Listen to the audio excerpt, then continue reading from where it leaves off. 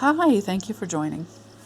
So today we're going to water the shelf that I consider my prop shelf or my propagation shelf. Each of these plants have been grown from leaves or clippings or cuttings, and so I'm going to take them out one by one, say maybe a few words about them, and let them drain and put them back on the shelf. To start today, we've got a cutting from my pussy ears.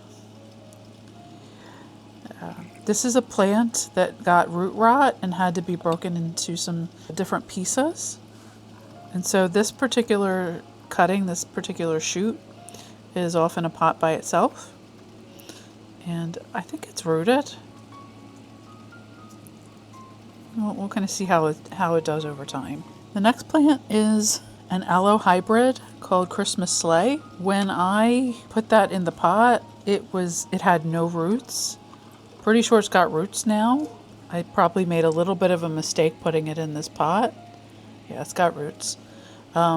Because someday I'm going to want it out of this pot. This is a bunch of different kinds of leaf props. Each one of these was grown from leaves that I pulled off of plants that I already had. I don't right now know what all of them are. I know we've got a sedum shooting star. I'm not sure what these are. These are Pearl von Nürnbergs. And then this is a type of Pacuvaria, but I'm really not even sure. This pot has some more Echeveria babies in it.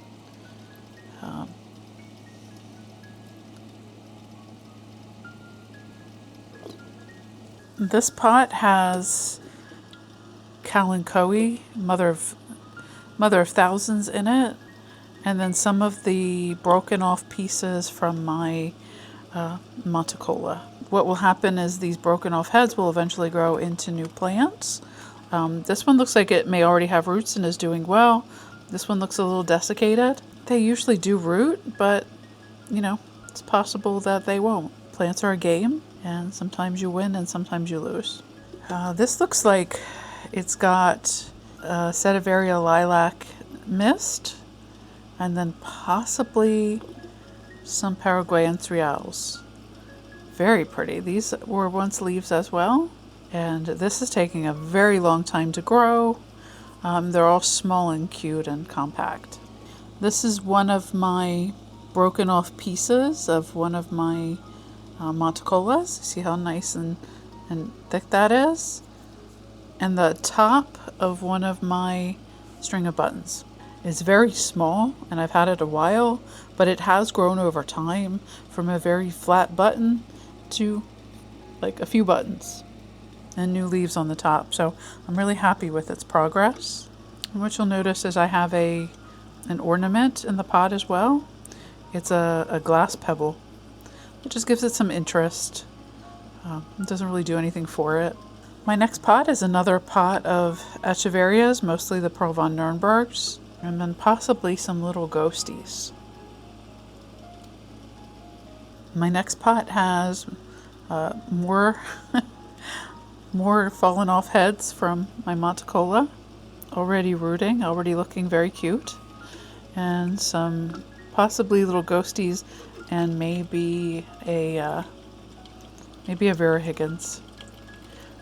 I'd have to say they don't do spectacularly in the house, and if I was ever going to do this again, I wouldn't get that kind of plant. When the ones that I have decide to go, I'm not going to replace them. They get leggy, they drop leaves, they just don't seem overly happy, but they're interesting and very pretty. This is where I pruned one of my variegated string of buttons. These were from the parts that didn't look variegated to me. They were out competing the variegated form, and so I cut them off and put them in another pot just to see what they would do. I feel like they've rooted and they are growing. Here I have another propagated Monticola. These really are one of my favorite plants, which should be obvious with how many propagations I have. This is a pot of Mother of Thousand. It's the broadleaf form and not the the thin leaf form. They're in this pot and they're being propagated because I did manage to kill the mother plant. They're considered really hardy, almost weed-like, and I did unfortunately kill it. I think they look like little baby Seymours. This is a pot of, I believe, Seraphina, Echeveria Seraphina. It is highly stressed, probably by the conditions in this tiny ceramic pot, as well as being directly under some plant lights. So it looks very highly variegated, and it's just because it's so stressed. I didn't expect it to live as long as it has, but it's absolutely gorgeous. And while I'm enjoying it, we're just going to live and let live.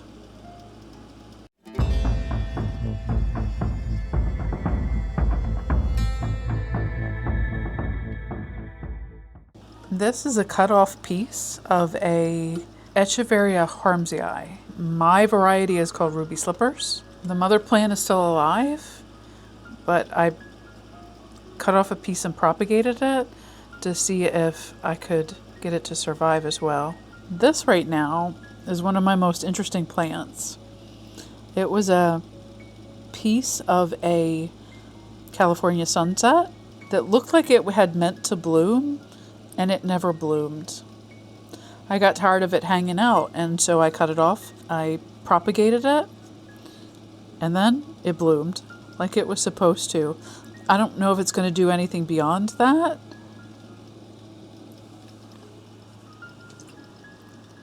The other things in this pot are some other leaves that fell off of some plants, and two baby Pacivaria francescas.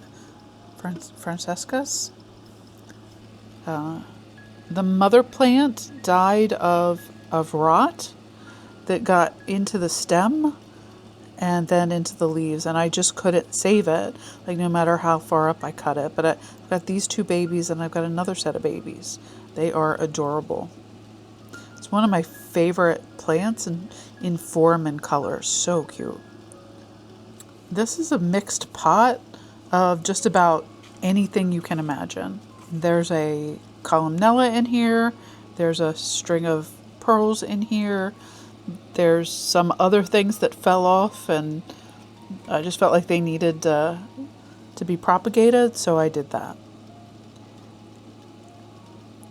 I tend to not water directly from the watering can because these are planted directly in coco coir, which is very light and tends to fly up and bury the items. You can also see this pot is old and has seen better days, and it's starting to disintegrate. But it's a prop pot. I don't really care what happens to it. The columnella looks really nice. I did unfortunately kill two parent plants. I'm not quite sure how that happened. Maybe I didn't give them enough water. Maybe there was root rot. It's hard to say. Oh, wow. I really like how the string of pearls is looking. I really didn't think I would. I got that as a cutting with one of my other orders. So adorable. This is one of my mother of thousands. It's the thin leaf form. It grew up and up and up and up, and it touched the lights, and it got to the point where that just didn't suit me. So I cut it, thinking, it'll live or it'll die. And it decided it wanted to live. And we've got two shoots now. Not to mention all the little babies that fell off and have rooted in the soil. These can be kind of weed-like, and babies can fall and root in other plants. So depending on how you keep up with it, I did have to pull some of the babies out of my Haworthia where they had fallen in and rooted. This is not actually a propagation, but it lives down here with the propagations. It is a blue elf, I believe. It's not a favorite, but it's actually not too unhappy either. So I'm going to keep it and let it live. Okay. And the water I use is either rainwater from my water barrel, or it is treated tap water. In this case, we're in the winter, and I haven't been able to get any actual rain, so we're getting treated tap water for now. This is a pearl on Nuremberg that I grew from a leaf. It was in a much smaller pot at one point, but I potted it into a bigger pot because it looked like it would be okay. Like, it's getting big, it looks healthy, I'll treat it like an adult. It graduated. This is probably another echeveria. I don't know what kind of echeveria this is. I only have one of these. So either that's all I was able to propagate or all that survived. It also graduated to its own little pot. This is another one of the blue elves. Also not a propagate, but it lives down here with these guys.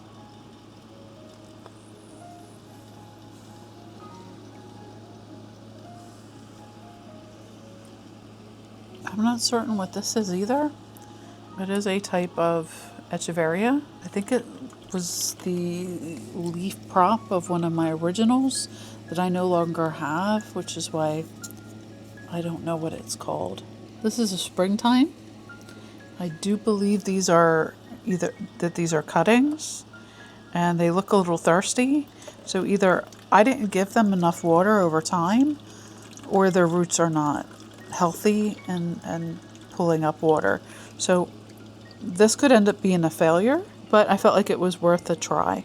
This is a baby red pagoda. I had a cluster of red pagodas, and the problem with them was that the leaves are very, very tight, and I had packed them into a pot. It ended up with mealybugs, and they were hard to treat because of how tight the leaves were. I couldn't treat it well enough to kill all the mealybugs, and it also got some powdery mildew, so I ended up with scars on the leaves. So this is left, and we're going to try to raise that. And I did keep this one as well. So those are the last of them. And I kept this one. I wasn't going to keep this one, but I kept it because it had babies coming out of the sides. I figured if I was going to take time and effort to keep it alive, it should be one that was worthy. And this is worthy. This is the top off of my Kalanchoe millii. It actually bloomed, and then the blooms went away, and it grew some aerial roots. So I cut it off and I laid it in the pot. The roots were underneath to just try to give it a chance at survival. Not really knowing what these are supposed to even do or what it's supposed to look like. I just kept it's in full coco coir to try to nourish those roots that are underneath. I haven't tried pulling on it to see if it's rooted, but I would assume that by now it probably is.